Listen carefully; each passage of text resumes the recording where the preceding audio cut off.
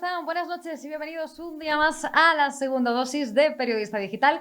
Era este viernes, día 20 de octubre. Ya saben que los viernes a veces hacemos un programa distinto, pero normalmente pues recopilamos o algún vídeo de la semana y también les dejamos alguna entrevista que hayamos grabado durante estos días. Lo que no puede faltar, sea viernes o el día que sea, es el repaso de Alfonso Rojo. Vamos con él. Seguro que hay entre ustedes bastantes de mi quinta, de los que hicieron el bachillerato de antaño, el de la reválida de cuarto, los 2 años de latín y las 3 Marías. Se acordarán, por tanto, de que del penúltimo de los Reyes Godos decían los manuales de historia de aquellos tiempos, con su peculiar retórica, lo de oscuro y tormentoso se presentaba el reinado de Witiza. Pues oscura y tormentosa se presenta esta legislatura y prueba de ello es la sesión del Senado de este jueves, en la que Mazón y Ayuso sacudieron hasta en el velo del paladar al separatista Pere Aragonés y a sus cómplices del PSOE. Que la cosa viene tenebrosa, sobre todo si Sánchez renueva como presidente de gobierno, parece fuera de toda duda. Aragonés, tan maleducado como Paleto, no se cortó un pelo. Antes de pegar la espantada y salir corriendo, desde el estrado, reiteró que la ilegal amnistía a los golpistas es solo el requisito previo al plácet DRC al jefe del PSOE y que lejos de servir para pacificar Cataluña, como repiten sumiso los socialistas, servirá de plataforma para el objetivo real, que no es otro que un referéndum de independencia, con ese nombre o con otro nombre. Además de eso, la sesión del Senado nos dejó la sensación de que el PP, merced a la victoria arrolladora del centro-derecha en las elecciones autonómicas y municipales del pasado 28 de mayo, goza de un poder inmenso y de capacidad para hacerle a Sánchez una oposición inclemente si el felón se mete de nuevo como ocupa en la Moncloa, que parece lo más probable.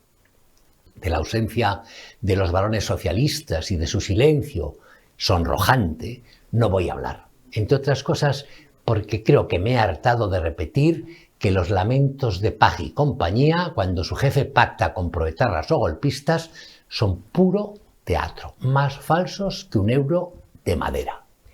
Sí quiero dedicar unos segundos al desinfle catalán. Como suena, ¿eh?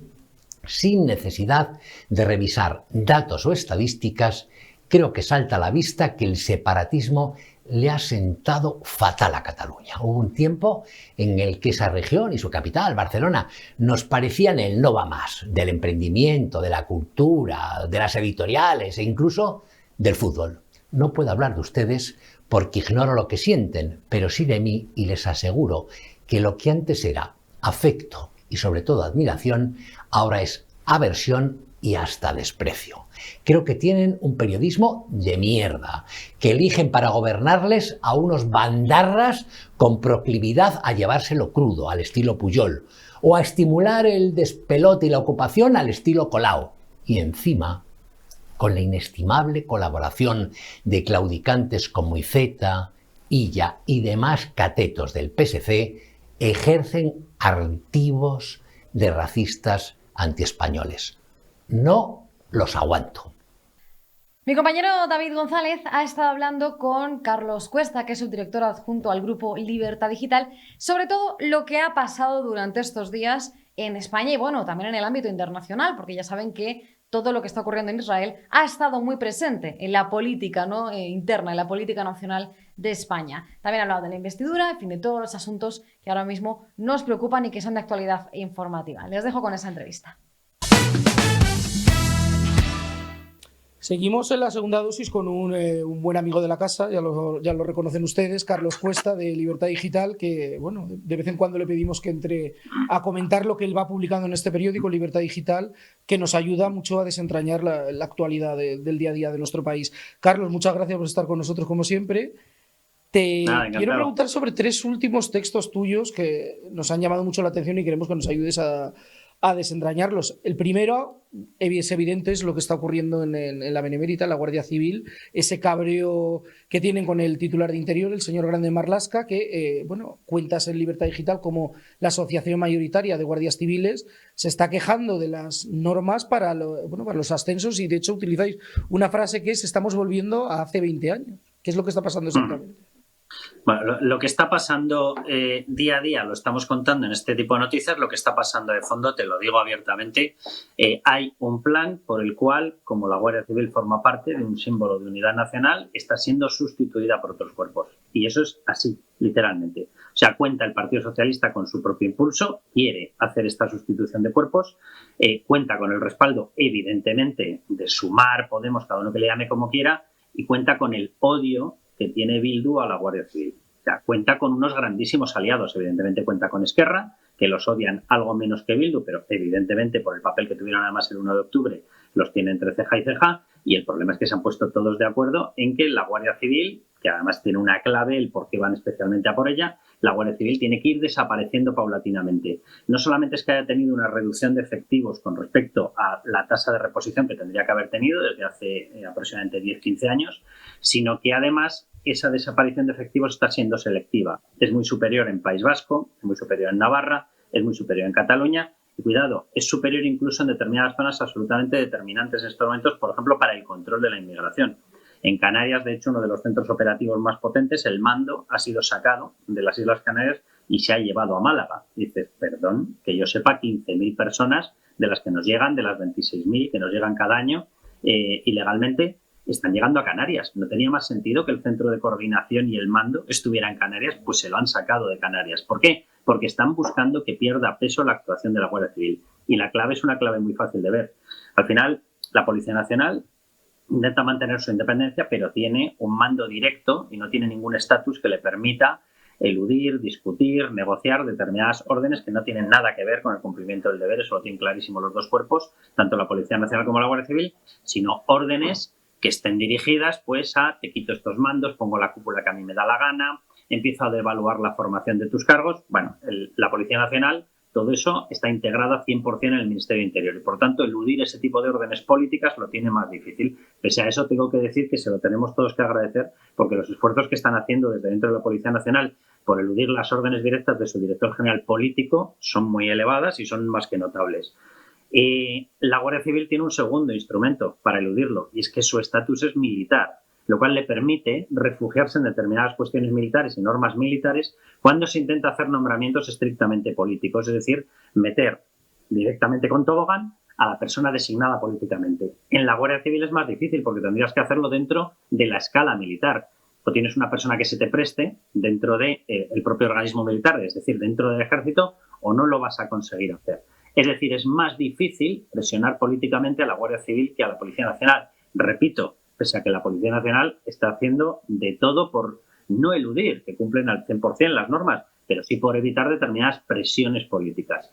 En la Guardia Civil es más difícil, por eso han llegado a la conclusión de que evidentemente quieren sustituir efectivos de la Guardia Civil. Algunos los sustituyen por Policía Nacional y otros los están sustituyendo evidentemente por policías autonómicas, es decir, por Ertzaina o por Mossos de Escuadra. Ese es el plan, y en eso quiero repetirlo. Vamos a ver, la Guardia Civil dio por este país más de 200 vidas, incluidos niños, incluidos chavales, en casas cuartel, cuando estaba defendiéndonos a todos en la lucha contra ETA. Eso Bildu no se lo ha perdonado. Y uno de los objetivos que está llevando a cabo Grande Marlaska cuenta con el impulso especialmente decidido del odio que tiene Bildu a la Guardia Civil. Sí, además todos recordamos, por desgracia, esos atentados en las casas cuartel, que algunas imágenes han pasado a la historia por la crudeza de lo que transmitían. Sí, ¿no? Ese terror. Fíjate que es curioso que la Ley de Memoria Democrática no pide que se recuerde eso. ¿Sabes? Es curioso, ¿eh? Es curioso. Bueno, ¿qué le vamos a hacer? Como la memoria es algo tan particular, yo creo que la mayoría de los españoles estas cosas las recuerdan desde luego. Claro, teniendo en cuenta lo que me estás contando, Carlos, tú seguro que estás más informado que nosotros. Una de las cosas que dicen en ocasiones desde fuentes del gobierno es precisamente en ese aspecto, incidiendo en la parte de que es un cuerpo militar, parte militarizado, el de la Guardia Civil. Nos hablan de ciertas tensiones en estas decisiones entre la titular de Defensa, la señora Robles, y el titular de Interior de Grande Marlaska. ¿Eso es así? ¿Se encuentra incómoda la señora Robles con estas decisiones? Sí, digamos que el trato no es muy bueno entre ambos, ¿no? No lo ha sido desde hace mucho tiempo, pero evidentemente y efectivamente en esta última etapa lo es menos. Ahí el problema es que al final, oye, todos hemos visto lo que le ha pasado a un coronel, Pérez de los Cobos, que ha tenido que ser restituido en su cargo, en su ascenso y en su dignidad judicialmente, mediante sentencias judiciales y mediante una sentencia del Tribunal Constitucional. Lo que hace Margarita Robles, pues bien, o sea, yo no voy a decir que sea exactamente lo mismo que lo de Marlaska, no lo voy a decir. Es verdad que mantiene esa confrontación interna. El pequeño problema es que no sirve para evitar ese tipo de movimientos. Es decir, al final la única forma de acabar con estas barbaridades, porque lo que ha pasado con el coronel Pérez de los Cobos es una barbaridad y en cualquier democracia seria se tendría que haber llevado por delante al ministro del Interior. Estamos hablando de que hay evidencia judicial constatada por sentencia firme de que se despidió por motivos políticos a una persona que quería garantizar el secreto de las actuaciones judiciales en una de las situaciones más dramáticas que ha vivido España en los últimos tiempos, en el COVID. Y se le despidió por hacer eso, por garantizar una neutralidad en la actuación y por garantizar una independencia judicial. Por eso se le despidió, por eso se le bloqueó su ascenso, por eso se le sacó de la Comandancia de Madrid. Bueno, pues la persona que lo decidió, y ya contamos con sentencia judicial que lo confirma, la persona que lo decidió, que se llama Fernando Grande Marlaska, no está fuera del ministerio. O sea, lo que ha hecho Fernando Grande Marlaska durante estos mandatos, amén de estar enviando a personas y en alguna ocasión incluso visitando él personalmente centros penitenciarios para acordar el traslado de terras. Lo que han hecho sobre el traslado de las competencias penitenciarias, que sí, que me parece muy bien, claro que está recogido en la Constitución y en los estatutos de autonomía, en el de Guernica, la posibilidad de ese traspaso de la competencia penitenciaria al País Vasco.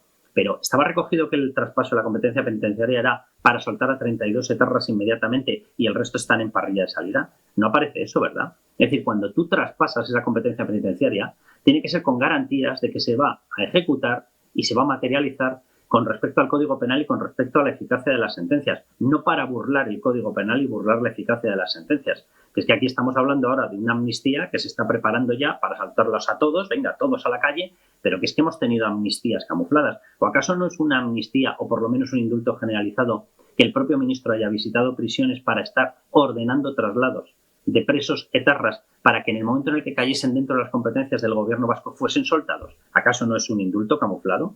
Es decir, el número de barbaridades que ha cometido Fernando Grande Marlaska es incalculable.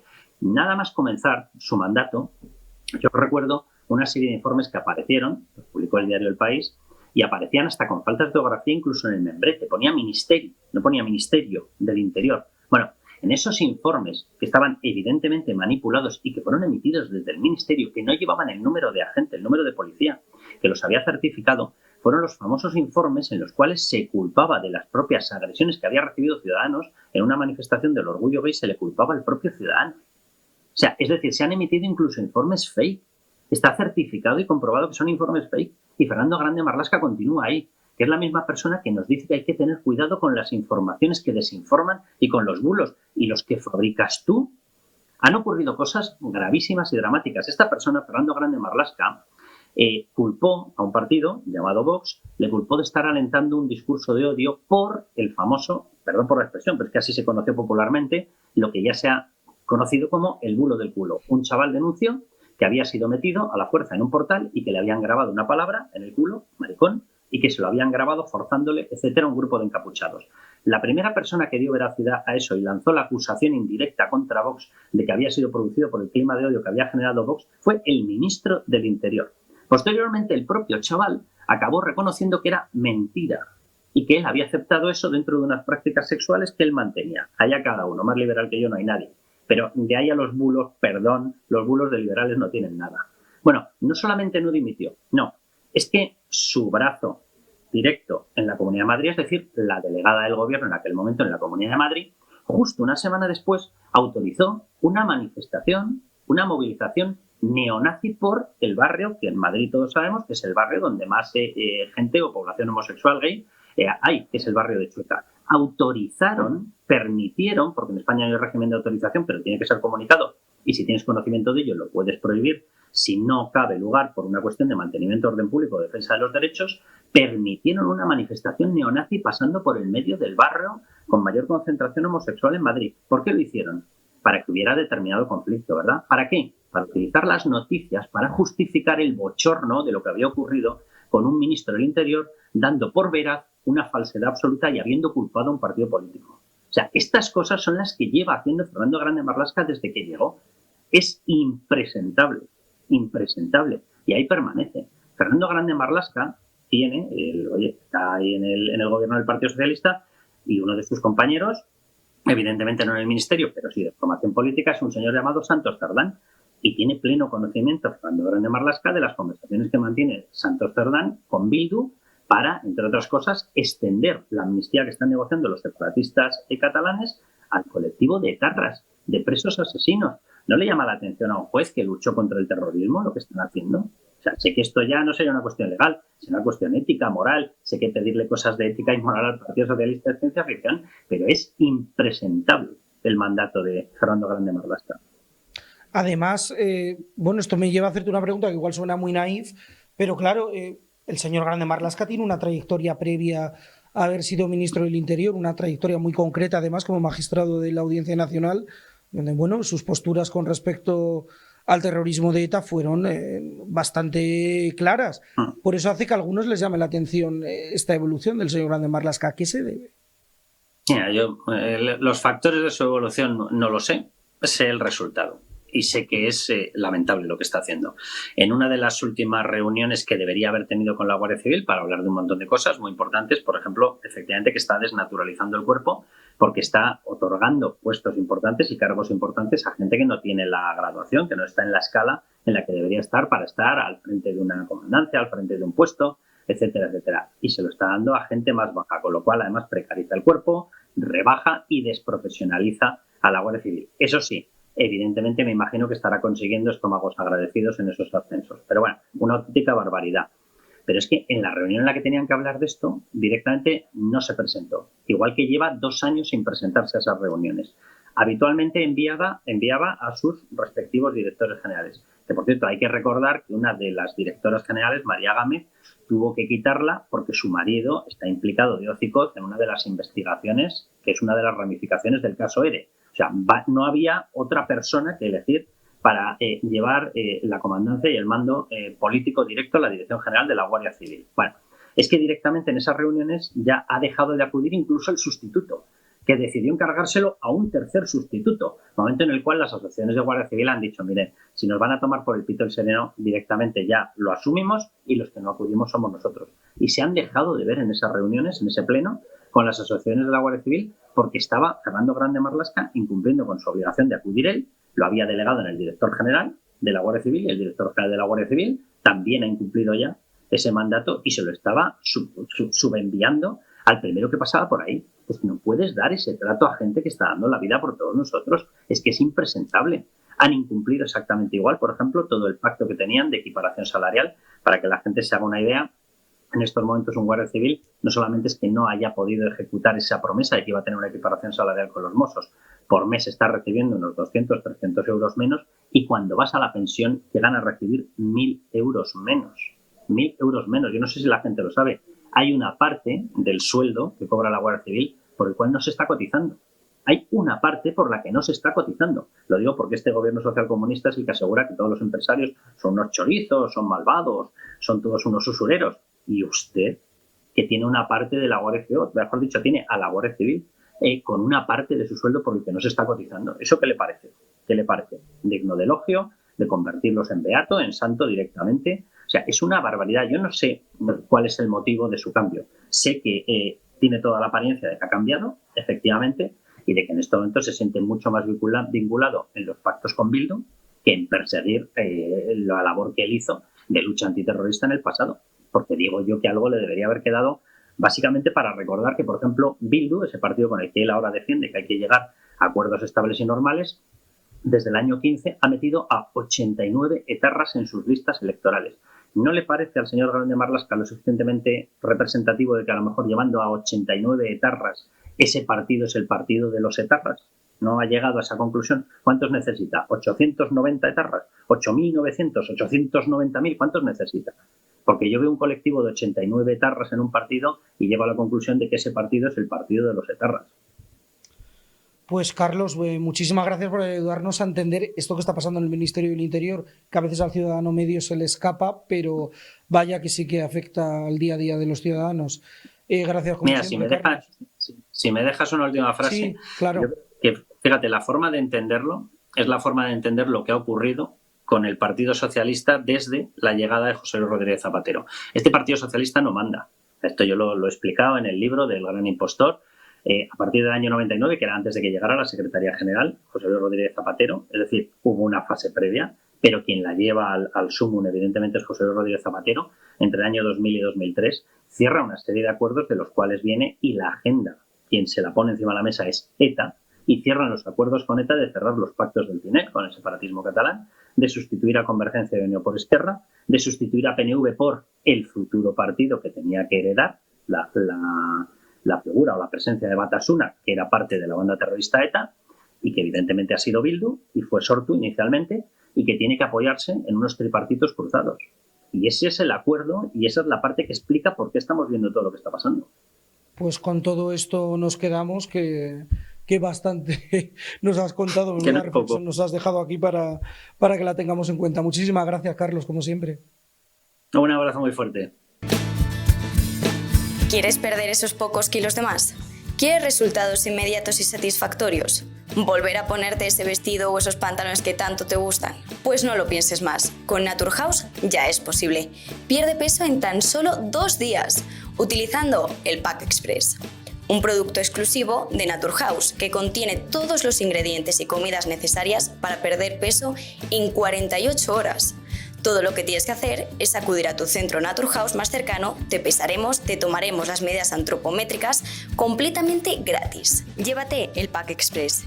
Vuelve al acabarlo y veremos juntos sus resultados. Te vas a sorprender. Sin cambiar tu ritmo, el Pack Express se adapta a ti. No tendrás que saltarte comidas ni pasar hambre. Pierde peso con el Pack Express. No lo pienses más. Acude a tu centro Naturhaus más cercano y no te arrepentirás.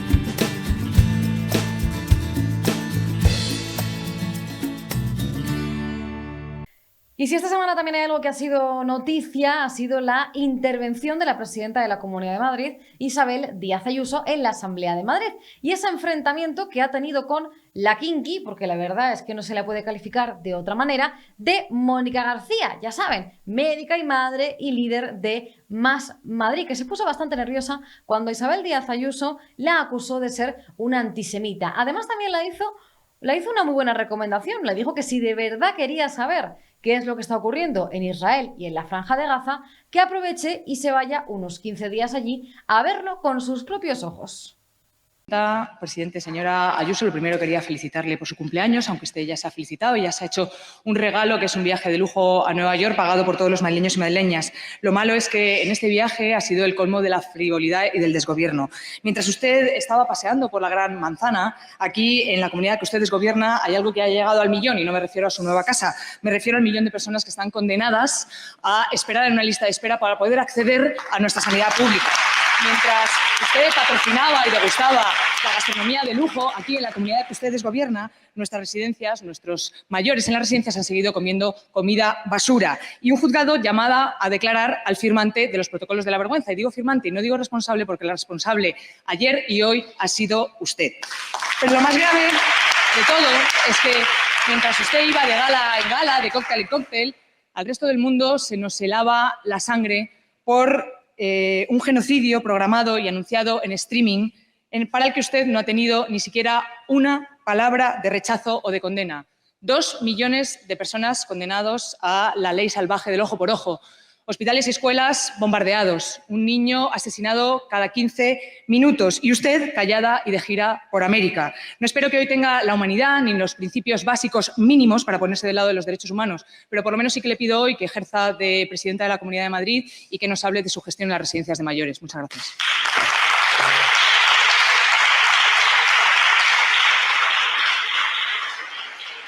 Gracias, señoría. Señora presidenta, tiene la palabra. Gracias, señoría. Nosotros destinamos más recursos que nunca y también más presupuesto, tanto en personal como en alimentación. Y veo que sigue la desesperada rezando que algún juzgado pueda hacer por usted lo que es incapaz, que es frenarme políticamente. Gracias.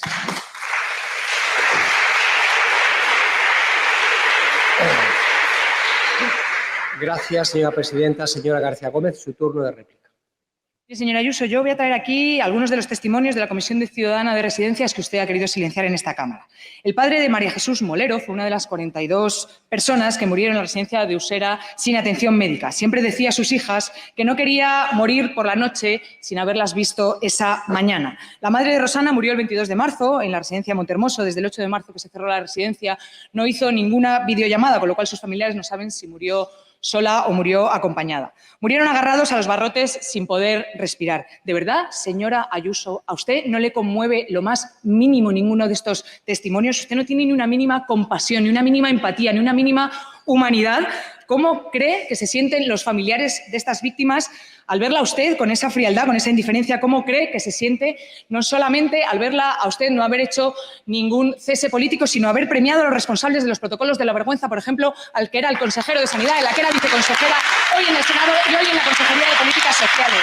Y no me hable de retorcer el dolor, señora Ayuso, no me hable de retorcer el dolor, porque retorcer el dolor es mantener esos contratos y ese modelo low cost que lleva a que los pañales se acaben a las 4 de la tarde o que haya residentes mayores que pierdan 14 kilos por sus malditos contratos del hambre. Mire, usted les consideraba prescindibles entonces y les considera prescindibles ahora. Por eso no se atreve a dar la cara, pero tarde o temprano ustedes tendrán que dar la cara ante los tribunales, porque los familiares de las 7.291 mayores tienen derecho a la verdad, a la justicia, a la reparación.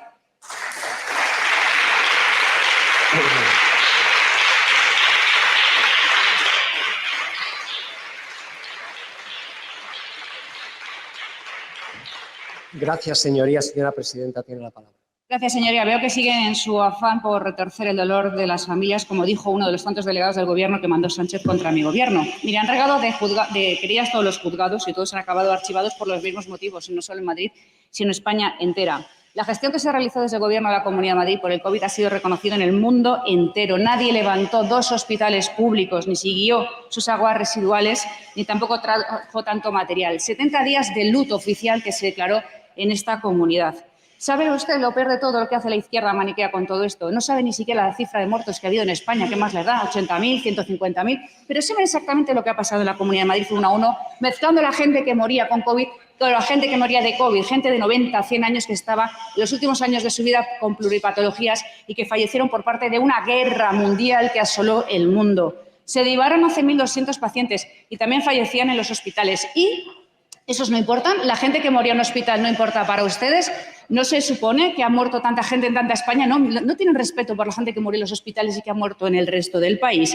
Mucha gente perdió a sus seres queridos en estos centros hospitalarios y no podían verle. No tienen vergüenza cuando tratan así este tema.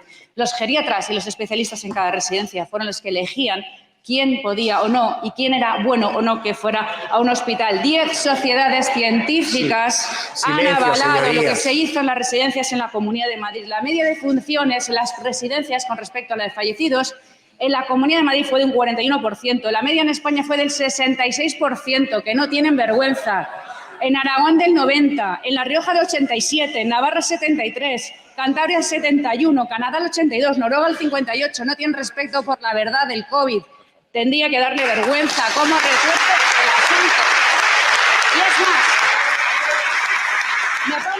me pongo a favor de las democracias liberales del mundo. Y he estado yo personalmente en Kibutz viendo cómo en ellos los palestinos eran contratados por los israelíes y cuando volvían a sus pueblos tenían que callar por miedo a Hamás, por confesar que israelíes y palestinos han estado conviviendo mientras el terrorismo buscaba todo lo contrario. Le animo a ser, por una vez, la única, que deje de ser la única que no acude a los actos en homenaje por el Holocausto en esta asamblea, porque empiezo a pensar que usted no está a favor de la causa palestina, sino que es profundamente antisemita. Es usted lo que está haciendo siempre con sus declaraciones. Le animo a salir del retiro e irse un rato a la Franja de Gaza. Váyase con su compañero Antonelli un mes. ¿Qué es más? No le voy a decir un mes porque no voy a ser tan cruel. Váyase 15 días y vea cómo es la vida real en manos de Hamás. Póngase usted también de parte de las democracias liberales.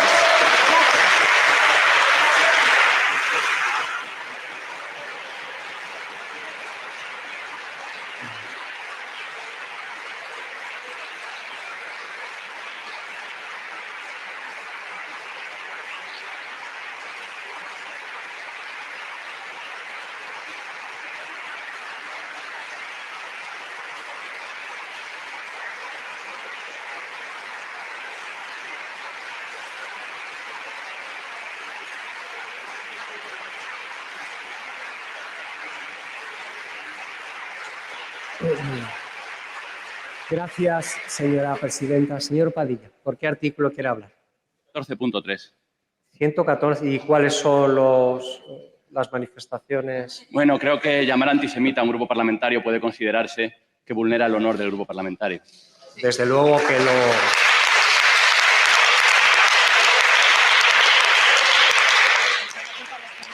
Estoy de acuerdo que desde luego lo vulneraría. Por tanto, por el artículo 114.3 tiene usted 3 minutos. Muchas gracias. No vamos a permitir ni una vez que nadie, y muy especialmente la presidenta, que se supone que representa a todos los madrileños y madrileñas, ponga en duda el honor de nuestro grupo parlamentario. Grupo parlamentario que desde el primer momento ha condenado todas las víctimas que están ocurriendo, tanto por culpa de Hamás como por culpa del ejército israelí.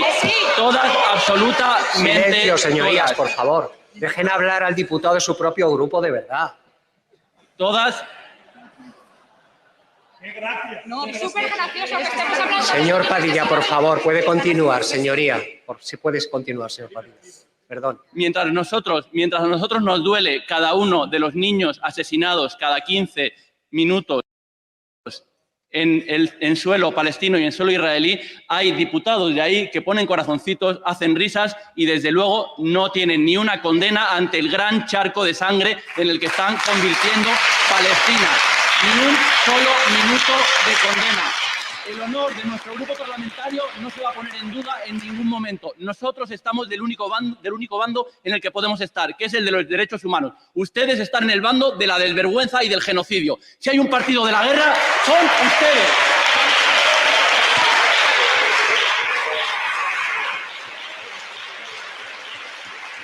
Señor Padilla, ha pedido usted la palabra por el artículo 14.3 porque a su grupo le hayan llamado antisemita.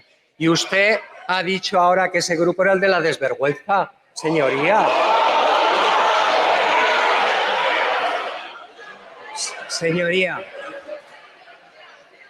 le pido que retire esa afirmación. Sí. Señoría, le pido que retire esa afirmación. Señorías, pueden callarse.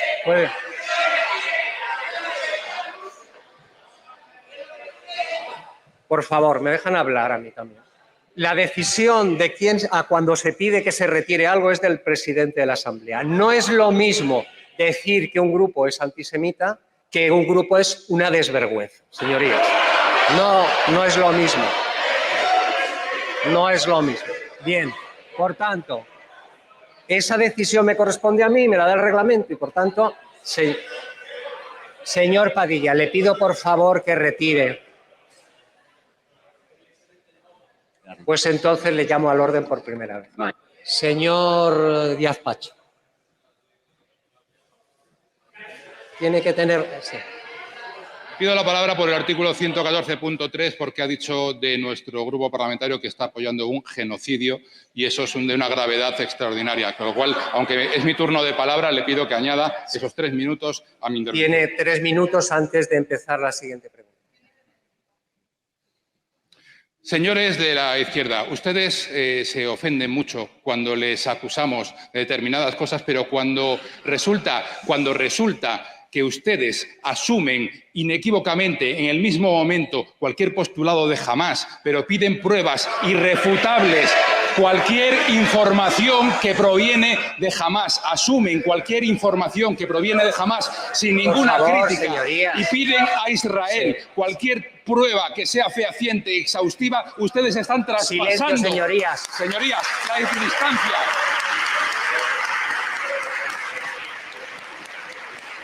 Ustedes están traspasando el límite de la equidistancia y están escogiendo bando, porque aquí no hay. Todos estamos con los derechos humanos. Por favor, todos estamos señorías, con los derechos silencio. humanos, pero cuando Señor ustedes Sánchez asumen los postulados y las informaciones de Hamás y critican con fiereza las informaciones que provienen de Israel, no son equidistantes. Traspasan esa barrera y dan absoluta vergüenza.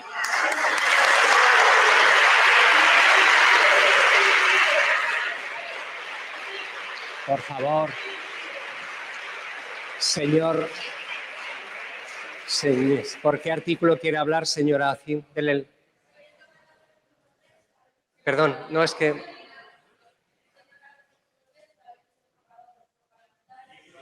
Perdona, ahora. Funciona fatal. Ahora, perdón. 114.3, dado que el portavoz del Grupo Parlamentario del Popular ha dicho que compartimos desde Más Madrid los postulados de Hamás. Bien, ya hemos dado 2 veces la palabra por el 114.3. No puede ser porque no saltaríamos de este punto del orden del día. Ya se han dado 2 veces a los 2 grupos y, por tanto, seguimos con la siguiente pregunta. No tiene la palabra, señora Zin, lo siento, pero no tiene la palabra. Pasamos... por favor, señorías, por favor, silencio. Esa decisión, el reglamento se la atribuye al presidente y yo la he tomado. Al señor Padilla sí, al señor... No, por favor, ya está, se acabó. Pasamos a las... Señor Sánchez, le llamo al orden por primera vez. Señor Sánchez, le he llamado al orden por primera vez, por favor. Bien, pasemos a la siguiente pregunta. Y para la formulación de la misma tiene la palabra el señor Díaz-Pache, del Grupo Parlamentario Popular. Sí, gracias, señor presidente. Le pregunto, presidenta, ¿qué balance hace de su reciente viaje a Nueva York? Señora presidenta, tiene la palabra. Gracias, señoría. Me gustaría explicarle lo que significa antisemita y por qué lo he dicho. Esto significa hostilidad o prejuicio ante los judíos, su cultura o influencia, mientras ustedes nos han acusado de amparar genocidios. A mí me han llamado asesina en esta Cámara, nazi, facha, nos acaban de llamar sinvergüenzas. Por favor, bajemos todos el tono. ¿No les parece que lo que está pasando es mucho más grave? Antisemita es tener prejuicios, que los tienen. No pasa nada, si los conocemos ya, pero ya estamos aquí otros para defender y ponernos de parte de democracias liberales. Y sigo insistiendo que nadie está aquí a favor de asesinar a nadie. Estamos a favor de los derechos humanos y nosotros, desde luego, de las democracias liberales. Se lo dije en el pleno pasado y se lo vuelvo a decir ahora. Ahora bien, quien conozca la realidad de allí sabe que esto no va de Palestina o Israel, esto va de un grupo terrorista que tiene la vida de tanta gente. Por favor, silencio, señorías. Dejen hablar a la presidenta. Y en estos días, afortunadamente, silencio. Y gracias al trabajo que realiza la Comunidad de Madrid, hemos podido realizar un viaje como el de estas características, muy breve, de verdad, pero con una agenda muy intensa. No se preocupen, no sean tan liberales por una vez y estén tan ocupados del gasto público, que ya para arruinar las arcas de todos los españoles están ustedes y sus gobiernos. Y con esto nos vamos. Ya saben que el lunes nos vemos, como siempre, a las 8 de la tarde en la segunda dosis de Periodista Digital. Espero que disfruten muchísimo el fin de semana, que desconecten un poco si les dejan, y el lunes, sobre todo, que no falten a la cita, porque les esperamos a las 8 en punto. ¡Feliz fin de semana! Gracias.